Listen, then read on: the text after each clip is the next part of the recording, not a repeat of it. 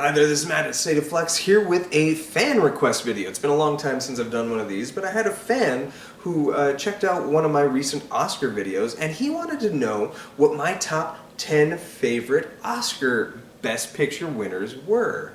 And that intrigued me, so I decided to do that. He also wanted to know what my 10 biggest snubs are, so I'm going to include both of those kind of in this video. So, Quan, if you're watching, this goes out to you. Thanks for watching the channel, and let me know what you think of my list, and also give me yours down below. But up first, you know, I could not find a good way to rank these. I found it near impossible, for that matter. So rather than rank them, I just decided to put them in release order. So, starting with Casablanca. This film is a genuine masterpiece. It's traditionally in the conversation for best films ever made, and there's a damn good reason for it. Not only is it one of the most palpably realistic and honest romances that you've ever gotten on film, that just reads so genuine and true while also being fantastical and truly cinematic. It is a strong drama that has influenced ripples you can see throughout filmic history. Anybody who likes Indiana Jones need only watch this. The opening of this film translates exactly to what Indiana Jones' visual style is throughout the entirety of Raiders of the Lost Ark and its sequels by extension. It is such a compelling work of character. You want to spend more time with them. And that romance theme that you get, that you hear every single time you put on a Warner Brother production. Traditionally, it has the twinkle of the theme of this film presented over their Warner Brothers logo. It is powerful, it is romantic, and it is one of my favorite movies of all time, making it on this list. Moving on, we have On the Waterfront. On the Waterfront is an incredible drama, once more. You'll see a lot of these are dramas because, you know, the Oscars don't like genre too much. But this is a really fantastic one about a down-and-out boxer, and or like ex-boxer. And you can see its influence. Yet again, you'll see a lot of my favorites have strong influence in films that would go on to change the world later through major box office successes or whatever. But you can see this as like the foundation to what a Rocky would eventually become. With one of the strongest performances I've ever seen out of Marlon Brando, and that's saying something because homeboy could act.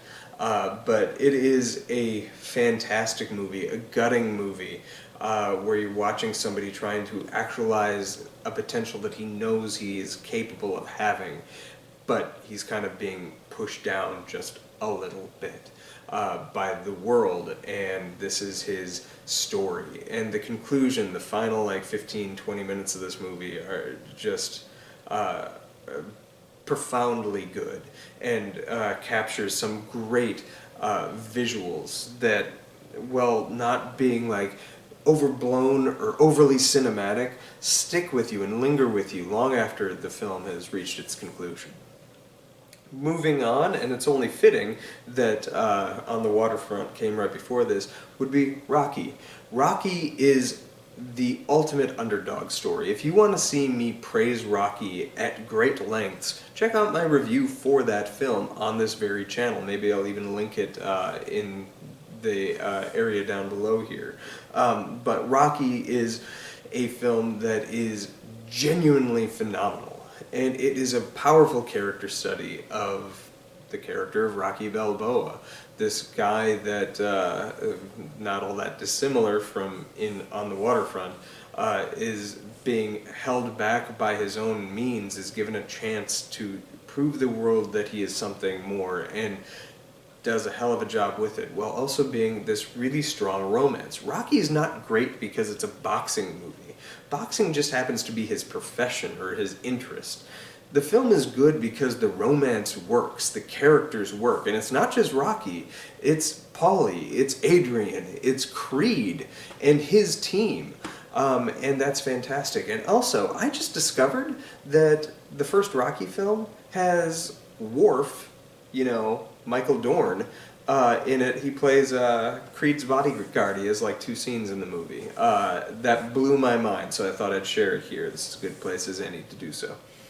Moving on to The Silence of the Lambs, one of the few actual times that the horror genre got honored in any meaningful way through the Academy Awards. And Silence of the Lambs is a genuinely fantastic film. The choice that Jonathan Demme makes of having the characters stare dead ass into the camera, staring into your like very soul, is profoundly unsettling, just because it's never done. And for I was going to say Norman Bates. No, wrong guy. For Hannibal Lecter to do that in almost every single scene that he has, just to stare you in the eye, is chilling, to say the least. But it's Clarice that really steals the show. Jodie Foster is phenomenal in this film. There's a reason she wins Best Actress, and there's a reason this character has like such incredible staying power, both her and Hannibal. It is a phenomenal film with a great score as well, I might add. And speaking of great scores, let's move on to our next one, Schindler's List. Hot damn!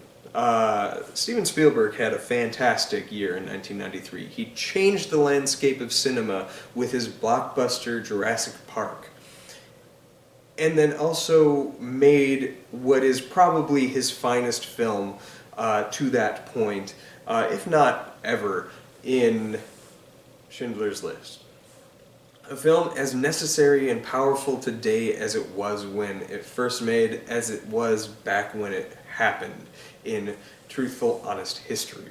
And that film is excruciatingly beautiful, insanely hard to watch, but transcendent in its quality. It is one of the best movies that has ever been highlighted by the Oscars in any capacity. It is that good. Moving on from Schindler's List to Titanic. I was alive when Titanic came out. I went to see it opening when it came out, and I loved it. And Titanic has ridden this weird ride where people adored it, and then all of a sudden turned their back on it and shat on it and said it's all sorts of crap, it's nonsense, it's fluff, and the romance is sickening. And then people have kind of come back around on it. I do think Titanic is one of the most perfect films that I have ever seen. James Cameron, that is his master opus for a reason. It is that good. And it's that good because Kate Winslet is that good, because Leonardo DiCaprio is that good. It is that good because the visuals are as effective as they are, both the visual effects and the practical effects. All of it creates this potent sense of reality where you're bought into this whimsical romance set against the backdrop of this disturbing incident in history that is both shocking and grand in its scope, while also being sort of a small thing nonetheless. Titanic is perfect. The score is like incredible. I think it's one of the best things that that he ever scored. I want to say Howard Shore, but that's not it. He scored the one I just talked about. Oh my God, he's one of my favorite composers of all time, and I can't believe I can't remember his name. James Horner, Jesus. This is one of his finest scores. It is beautiful, and I love this movie. And the last scene of this movie might be one of my favorite last scenes of any movie ever, full stop. Moving on from Titanic, we get The Lord of the Rings, The Return of the King. Gun to my head, this might be my favorite Best Picture winner It is certainly my favorite film of the 2000s, second only to one, which was not nominated for anything. So I did a whole review on that film, so you can go through my back catalog to figure out what movie I'm talking about. But The Lord of the Rings, The Return of the King is not only, for me, the best of the Lord of the Rings movies, it is just a powerful action epic fantasy that is full of grand scope, grander than anything that had come before it cinematically. And in honest ways, nothing has come close to since, except for maybe Avengers Endgame. The grand scope of this film is awe-inspiring. There are multiple cheer-worthy moments throughout the entire film, and if you don't believe me, just find a screening of this film that it seems to hit theaters like every year just about. Find a screen to go to and listen to the audience vehemently react as the film progresses. There's multiple times over, be it the "I am no man" or I can't carry the ring for you, Mr. Frodo, but I can carry you." You will hear the audience uproariously cheer, and this film is one of the finest film experiences I've ever had in in a movie theater ever. It is powerful, and I think has some of the best acting I've ever seen in a movie, in the best franchise that the films have ever given us. Lord of the Rings ended perfectly. And to the people out there who say it had too many endings, F you, it didn't have too many endings. It wasn't ending one movie, it was ending 3 movies. Or 6 if you're charitable enough to include the Hobbits. So it needed to wrap up more than just one thing. And those last 20 minutes are well effing earned. I'll get off my soapbox to talk about Spotlight. Spotlight is a weird one, because when that did win Best Picture, I was a little disappointed. I personally was rooting for Room and for The Martian. I know a lot of people were rooting for Mad Max Fury Road, but I was like, really? The quiet, talky one? And then I sat with Spotlight, and I rewatched Spotlight, and I did that a couple of times. And I recognized that Spotlight really is the best picture of 2015. It genuinely is. Room gives it a close run for its money, but Spotlight is a fantastic, quiet talkie, as they say, exposing or spotlighting a specific ill in the world that still really hasn't been... the world is still working to clear up everything that happened and make right what did. But it has phenomenal performances, and it's an edge-of-your-seat thriller while also not really being one. And that just speaks to the quality of writing. It is a masterpiece of a film, and one that I do like to revisit from time to time, especially if you're interested in journalism whatsoever. This is one of the finest journalistic entries in cinema out there, like shoulder to shoulder with All the President's Men and Shattered Glass. Up next is the controversial Shape of Water. Yeah, I like the fish fucking movie. So what? I like genre film, and this film speaks to me. And the fact that it has multiple different genres, it's part horror, it's part fantasy, it's part romance. It turns into a musical for a scene. All of that I buy, I loved. It has exceptional performances, especially from Michael Shannon. Like, holy shit, that is a good performance. He is born to play a villain. Except for when he's not. Sometimes he's a good guy, and sometimes he's good at being a good guy. But anyway, I love The Shape of Water. This is, I think, without a question, Guillermo del Toro's best movie. Yeah, I could make a strong case for Blade 2, but I really, really love Shape of Water. And I think, in a lot of ways, people get so hung up on the weirdness of it that they lose sight of what the film is actually trying to say. And I think there's a lot to be said here that is worth exploring.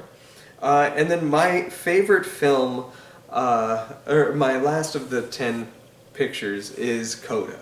I adore Coda. Coda is a great movie. Coda is a film that I can watch 10 times and have cried every single time I watch it because it hits you that powerfully.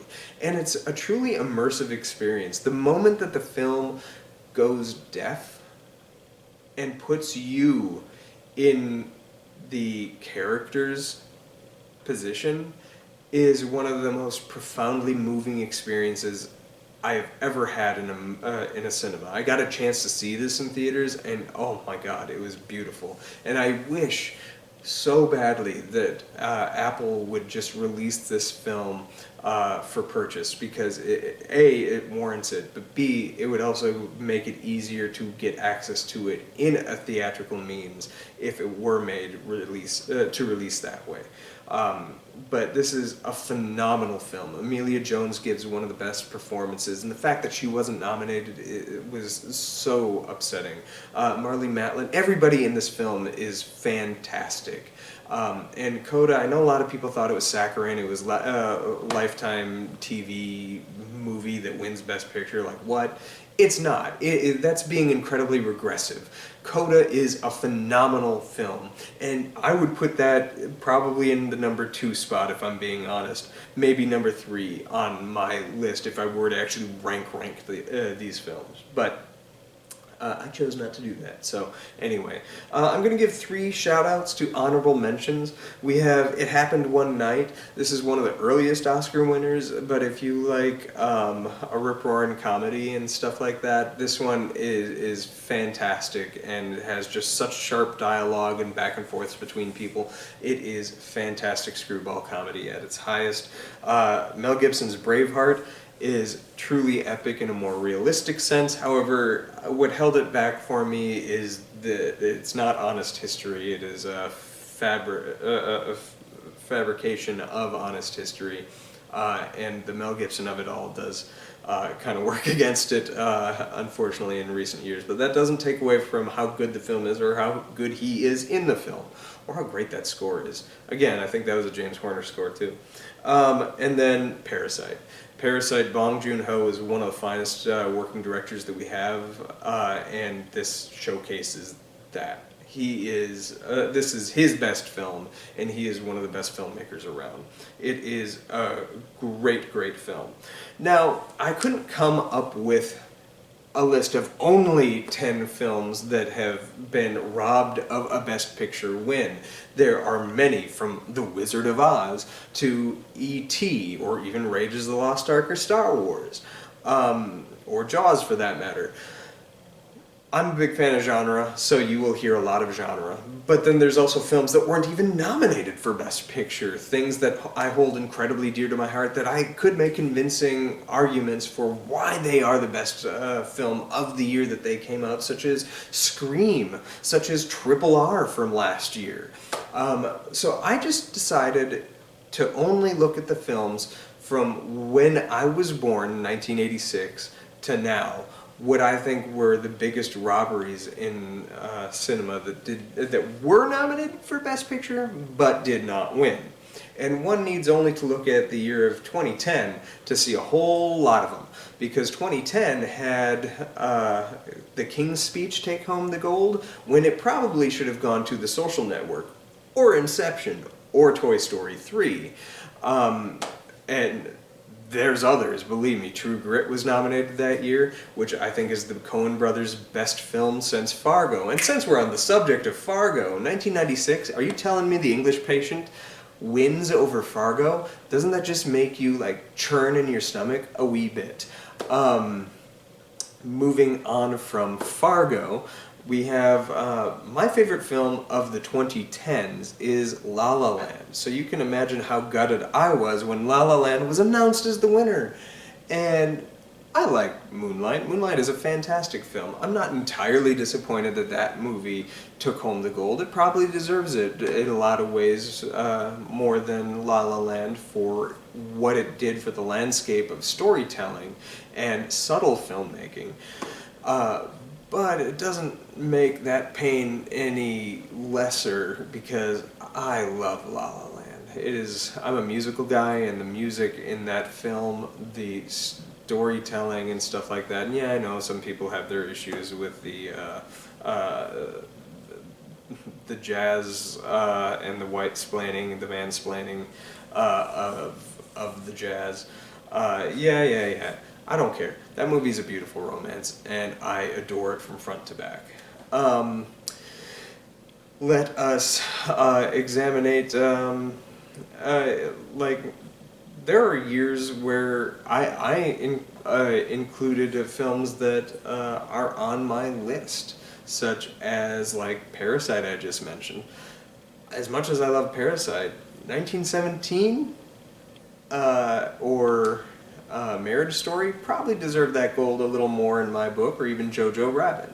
There are films like Black Klansman, who clearly should have won that year, yet it went to the safer choice, the less political choice in Green Book for whatever reason. There are many films that did not win Best Picture. You could look at 2009 when Hurt Locker won, and Hurt Locker's a fine film.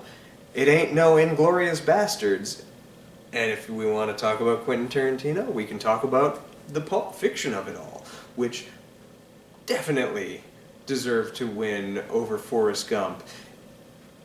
Hell, Four Weddings and a Funeral or Shawshank Redemption deserved to win over Forrest Gump. And that's nothing to say against Forrest Gump. Forrest Gump's a fine movie.